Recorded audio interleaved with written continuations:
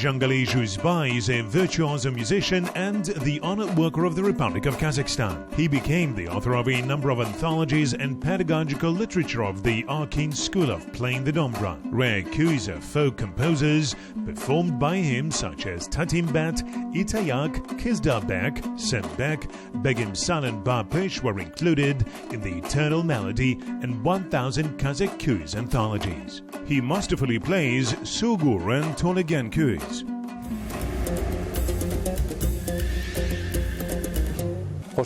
We are glad to welcome you. We know that each kui has a history, but we do not always fully understand its true origin and its value. What do you think? What does the magic melody of kui actually carry? After all, for our ancestors, the kui was something more than just a melody. Kui was a kind of musical language of the Kazakh people. In fact, you raise an important and at the same time difficult topic. Kui as a piece of music is many-sided and multifaceted. Its origin, its performance, its perception and its understanding should be considered separately. Since ancient times, the Kazakhs listening to the kui understood what was going on already at the first chords. A child who's passionate about music and who loves the melody of kui will grow up to be a person in love with life. Mukhtar Awazov, writer. Remember that legend of Joly Khan? It describes how Genghis Khan learnt about the death of his son when Kedbugar started playing a kui. This suggests that our ancestors understood the language of kui. One more example, the legend named The Cry of the Hunter. A brother accidentally kills a sibling on a hunt. Returning home, he tells about this grief not in words, but playing a kui. Listening to the melody, the sister-in-law begins to lament over it. We see that you have brought dombra. Let's continue our conversation and listen to some musical stories. Thank you. Recently, we have noticed that people stand still listening to the melody of any kui. This is common not only for the Kazakh youth, but for the youth as a whole. In addition, the people have become so impressionable that they feel if a kui is ancient or modern. And this is regardless of where the person was raised, in the countryside or in the city. I speak this from my experience as an enlightener. For example, in the kui The Cry of the Hunter, where the brother begins to play the dombra, listen.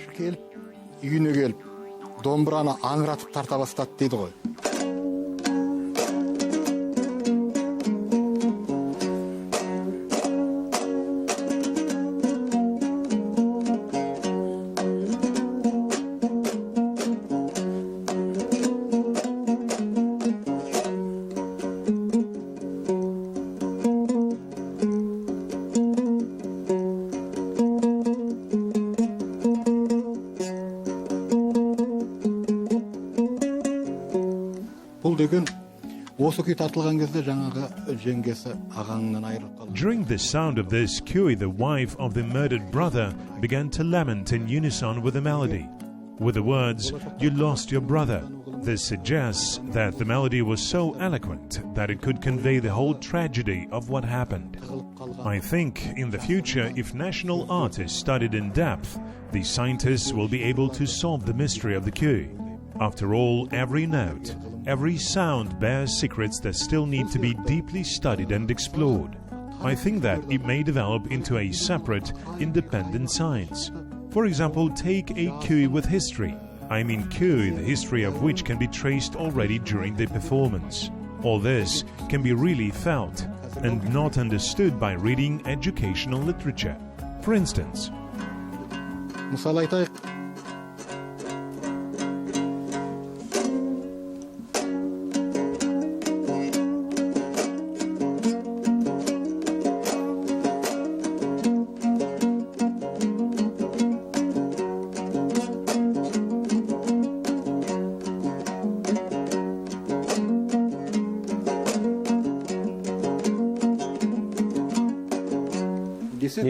what is the story about? This is the main part of Aksakulan. It is popular in Altai. Do you know why? Because when this kui sounds, one can imagine endless steppe of Kazakhstan, or to be more precise, the magnificence of nature in eastern Kazakhstan. For example, even those who are not familiar with the beauties of Altai or Katon Karagai, listening to this melody still imagine the most beautiful corners of nature. And this is despite the fact that not everyone knows the origin of kui. Kui is the largest genre in the Kazakh musical art. Kudaybergen Jubanov, tocologist. Speaking about the legends that narrate kui and how kui is correctly called, I would like to focus on their different interpretations, including erroneous ones. For example, there is such a kui, Bilbarawin. Until these days, there were opinions that the melody was dedicated to Brown's Ball. And in fact, it is fiction. Are there many such erroneous stories?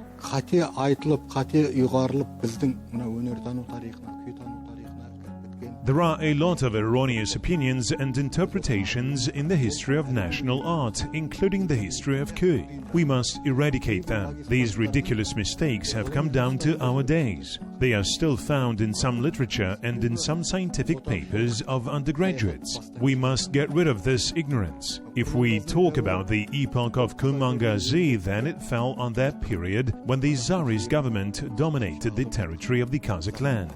Already at that time, the famous kui of Kumangazi, Balbarawin, was widely performed in western Kazakhstan.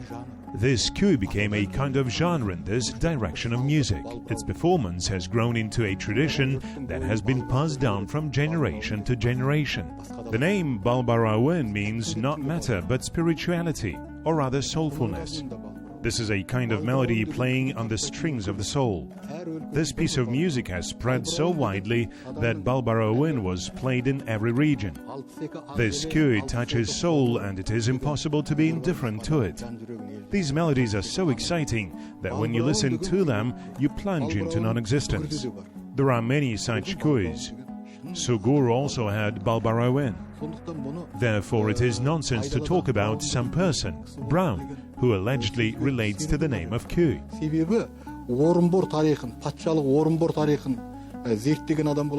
People who know the history of Tsarist Russia, Orenburg, and historians of course understand that there was no person with such name on this territory, especially in military service.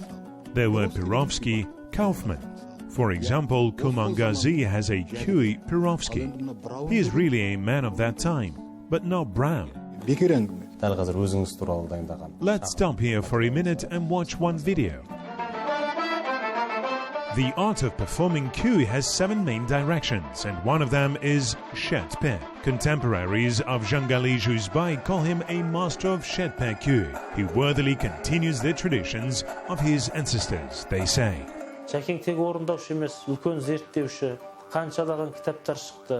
Jangali Juzbay is not only a talented performer, he is also a researcher.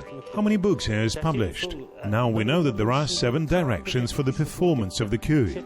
So in one of his works he describes 4 more directions only in one arcane school of kui.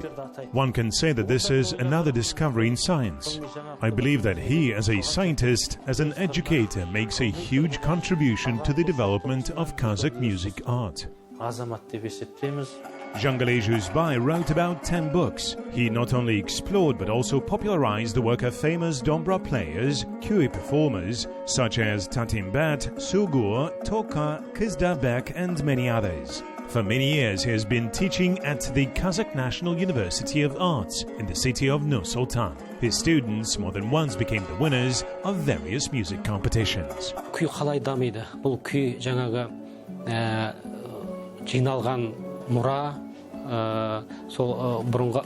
How can we develop kui? For this we need to carefully preserve and properly develop the musical heritage inherited from the ancestors. It needs to be streamlined, shifted to notes to teach the student to play and perform with these works at concerts. All this is the popularization of kui, and Jangali Juzbay is doing all this. He is an educator of Kazakh music art.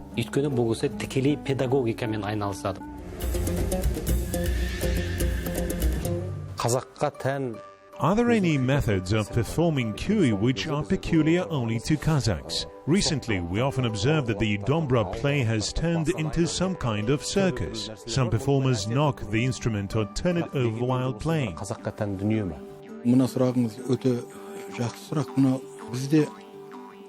Very good question. The deceased doctor of art, Jangali Juzbay, presented his doctoral thesis on the topic The Sound of Dombra. Your question was central to his scientific work. He spoke against arbitrary performances when playing the dombra.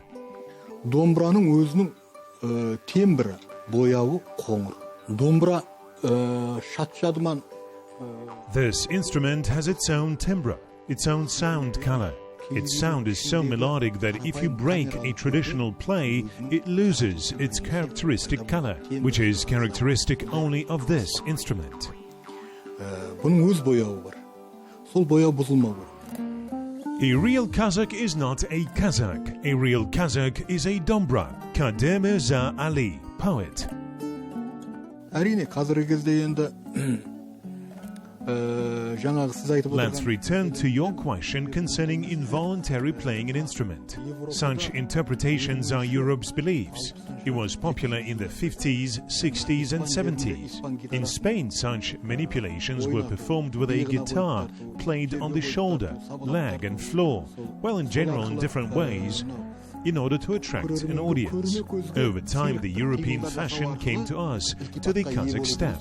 Well, and with the advent of independence, it became one of the novels. A kind of. But I think that modern trends are not suitable for this instrument, as it distorts the very nature of the dombra and, of course, kui. An unconventional performance violates the harmony of the kui melody and it is not already perceived as intended. The modern performance of the melodies is not characteristic of either the dombra or, moreover, the kui. Қазақтың құлағына жатты. Қазақтың жүрегіне де ол қабылдана қоймайды деп ойлаймын. Ал енді жаңағы домбраның қазіргі кездегі күйшіге қолына не берсең болды. Young musicians often play dynamically, but from time to time they understand that the essence of the play is not in tempo and speed, but in understanding the melody. In particular, it is necessary to feel and play as if you are speaking, but it comes with experience, even, I would say, with wisdom.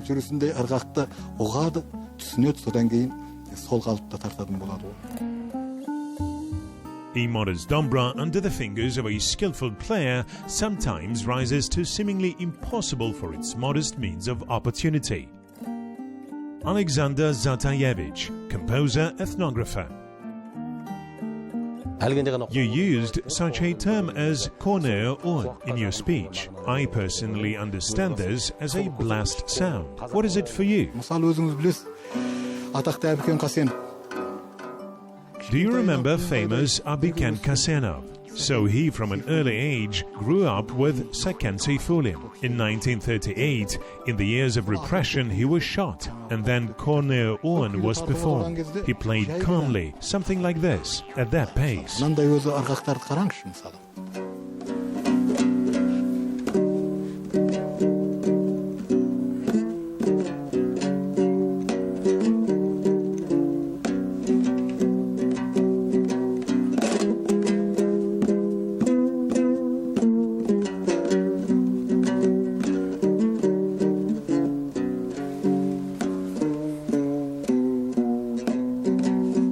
One realizes that this is grief. You know that there is a music therapy. Can Kazakh kui be used as one of its methods?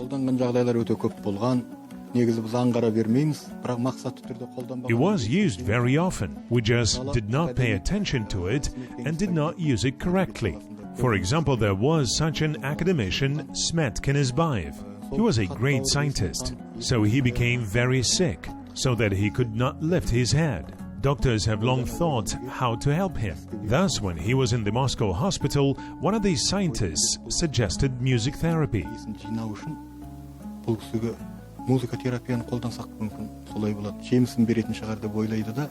Moreover, the melodies were supposed to be those that he listened to when he was healthy. It was found out that he liked to listen to Sugor's kuis. He was immediately delivered with a record with Sugu Kuis, performed by Tolegan Mombekov. Interestingly, the melody of the Kozbasa Kui had not yet finished, and already on the second repetition of the chorus, the patient started moving. What chorus? This is not so important. Any piece of Kozbasa is good.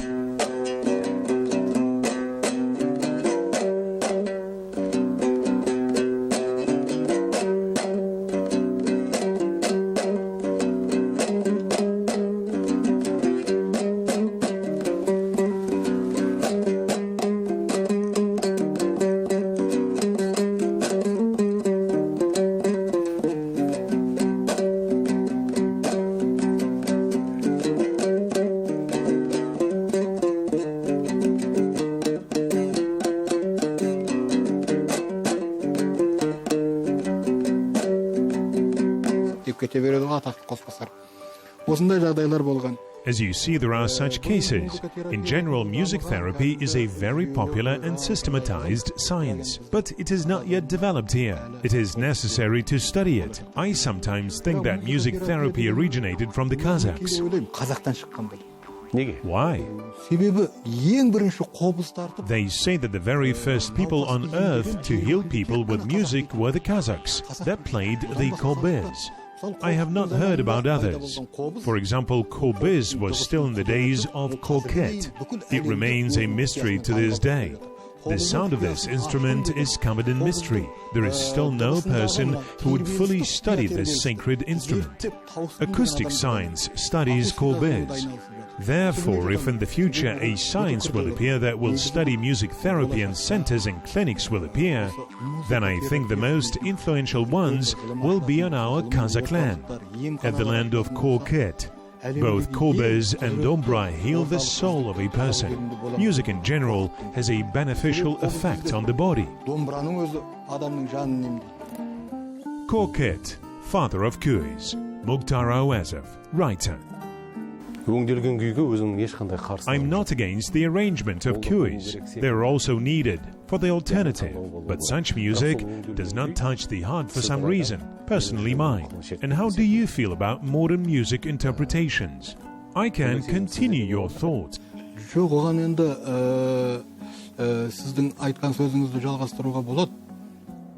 I can continue your thought.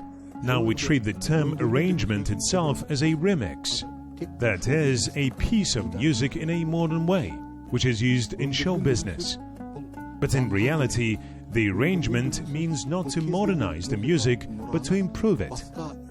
It is necessary to contribute to the development of national art to make musical heritage play in bright colors, in a different genre. Kudasha Duman by Jangali Rakhmadiev, the symphony Dowry By, the poem Makambat by Norgis Tlendiev, all songs, cues and dances in the opera of Brusilovsky, Jibek. They all went through arrangements. This is all art that has emerged from the people and has undergone processing, both symphonic and academic, and chamber. I did not mean that. Yes, I agree. For example, the Kazakh choir a cappella, a variety of traditional songs without disturbing the shape, without changing the format and composition, are popularized and again presented to the people. These updates can be attributed to professional processing. And now let's turn to pop arrangements. There were also good examples on the stage. Pop Symphony Orchestra of Kenes Dusikev, Kazakh Radio. Their repertoire featured many processed works. Well, the well-known famous ensemble Dosmuka San. With their songs they became beloved by millions of viewers. Their arrangements were great, but there is another side to the coin. In my opinion, it is a crime to process folklore. Lately, the material that is being arranged is illiterate. Yes, variety processing should evolve, I do not argue, but it must be professional. The question is this. I think that in our time there are all possibilities, not only for change, but and above all for the improvement of musical works. It is necessary to search, it is necessary to popularize. We all know verbal contest of akins, aites, but there is also a similar competition among dombra players, köy performers. This kind of folk art has undeservedly become forgotten, in my opinion. What do you think? Yeah, ең соңғы мынау күй тартыс туралы біздің заманымызға жеткен бір екі-ақ әңгіме бар, деректі әңгіме. Біреуі мынау атақты сүгір күйшінің This day we know only two historical narrations about this kind of folk art. The first is about the famous köy performer Sugur and woman player Mapruze. It was a spectacular contest that lasted 1 day and 1 night.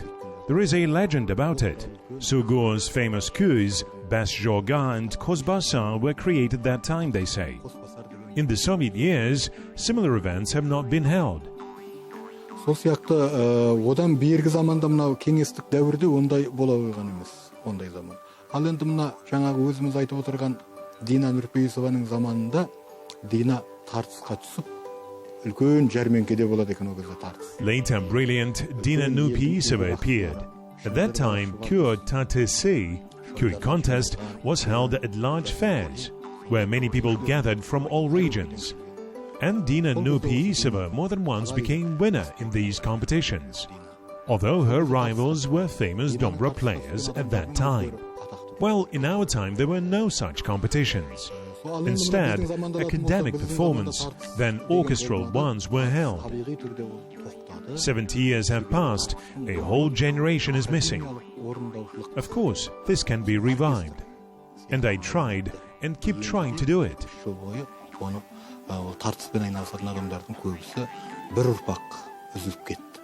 Әрине оны жаңғыртуға болады. The art of the köy performance is included in UNESCO's representative list of intangible cultural heritage of humanity. We consider dombra a sacred instrument. When it comes to the traditions and customs of the Kazakh people, I immediately remember Said Kenji Akhmetov. He deeply knew the culture of the Kazakhs. He wrote wonderful articles. There was one about prohibitions or taboos. The Kazakhs who lived in a yurt never put the dombra at the threshold.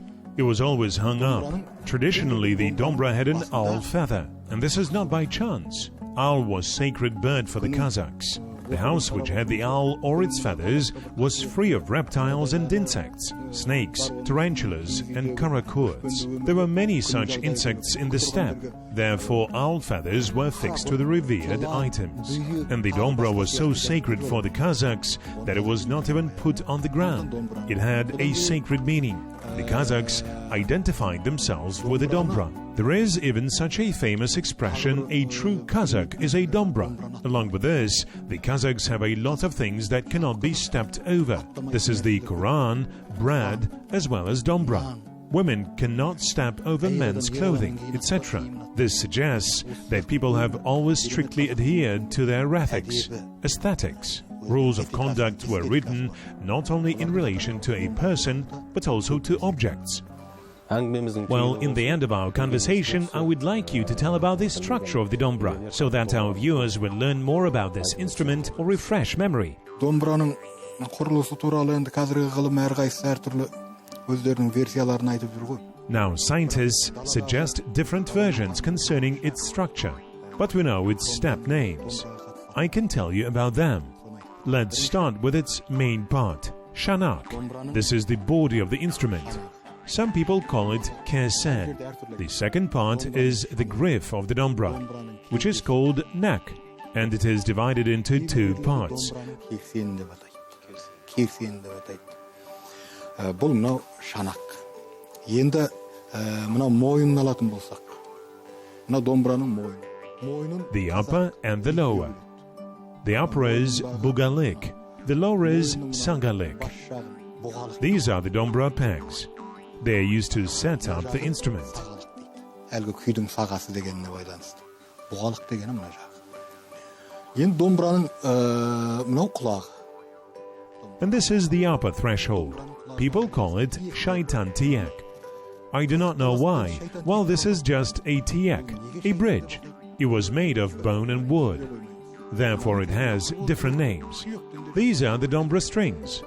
Dombra's shegi. They used to be made from sheep guts. Hence the name shek, which means the gut. Well, now we use modern synthetic strings. Thank you for such a meaningful conversation. Thank you for being with us. All the best to you.